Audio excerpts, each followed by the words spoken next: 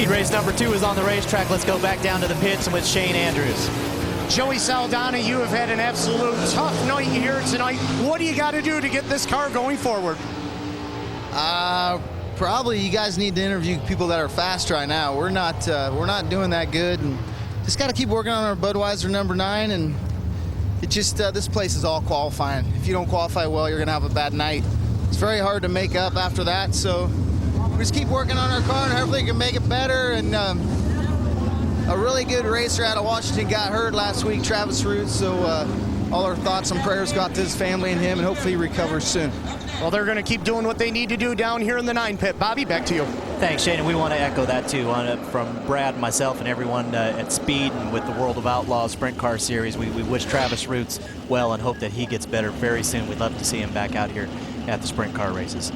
Let's give you the lineup for heat race number 2. Danny Lasowski and Brian Monteith up there on the front row. They call Brian Monteith the Edge, and that's because he's right out there on it, according to Bruce Ellis, the track announcer. Brian Lepo and Greg Hodnett inside or makeup row number 2. Fred Raymer, Mark Cauldron in row 3. Lucas Wolf, Craig Delansky's in the 27C car, picked up a local Pennsylvania ride here for this weekend to keep himself in the points mix. Darren Pittman and Rick Lafferty, Johnny Mackison and Keith Kaufman in Wirt Green. Lasowski gets the jump. And we have both 27 cars. It looks like Delansky got a really good start on the outside. He's in 3rd position there as they were rolling through turn number 3. Delansky with a little bit of a push now, being challenged. Down the front straightaway they come. Brian Lepo trying to go around the outside of Craig Delansky. Delansky in that blue 27. Greg Hodnett is right there in the mix too in the yellow number 22. They thought about going 3 wide. Can you do that at the Grove, Brad? Boy, it's really tight when you try to do that. But I said Delansky, such a huge start from the 4th row outside. They got bottled up in front of him, and the opening was there. Now Greg Hodnett gets back by on the inside. How difficult. Oh, a little wheel rub in there. Wow. Hodnett, I'm sure, thought he was clear of Delansky, but part of that, the cars wing down, and the cars do, as you can see them wiggle as they go down the straightaway. You have to give the other guy a little bit extra room sometimes as you're entering the corner, because that car will do that little zigzag as it enters the corner. Up until about 10 days ago, Delansky was running for Casey Kane Racing. As many of you well know, Brad Sweet is in that car here tonight at Williams Grove after Kane and Delansky parted company. Delansky picking up this ride here with Hefner Racing. They've got Keith Kaufman and Delansky doing double duty here tonight in 27 cars that are twins. Brian Monteith, the Edge, is out in front over Danny Lasowski right now. That's Brian Lepo running in the 3rd spot. Greg Hodnett's 4th, and Craig Delansky right there is in the 5th position. That's the final transfer spot into the feature. Look at that push. Yeah, the car's getting tight on him too. I don't know if the moisture's coming back, but definitely that car's, you see him, that was a good corner right there. But boy, when you run it, when you're tight like that, turn on the left, you're definitely scrubbing a lot of speed. I talked about that zigzag or that wiggle waggle. It seems like down the back straightaways we got a caution flag. Trouble for a car over in turn number 2. It looks like Brian Lepo is off the pace. He was running in the 3rd position, if that is indeed Lepo, and I think it is. It's 71 coming to a stop. So Brian Lepo. Left rear torsion bar looks like it broke on that car. Suspension part broke as you see the car laying to the left. That's going to open the door for Lucas Wolf, as Lucas Wolf will now move into the top 5. We bounce down back into the pits with Shane Andrews.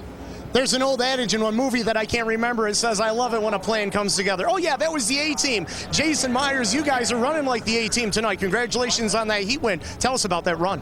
Well, we're starting in the right spot. We got a good start off the corner there. Charlie Garrett builds a heck of a motor, and it runs on, especially on a place like this. And we're playing step 2 of this 4-step process is in the bag now. We got to go out, and it's Lady Luck's turn now to help us out here in the dash draw and see if we can't go out and do in the dash in the feature. Well, will Lady Luck smile down on Jason Myers tonight? He's still searching for that first Williams Grove win.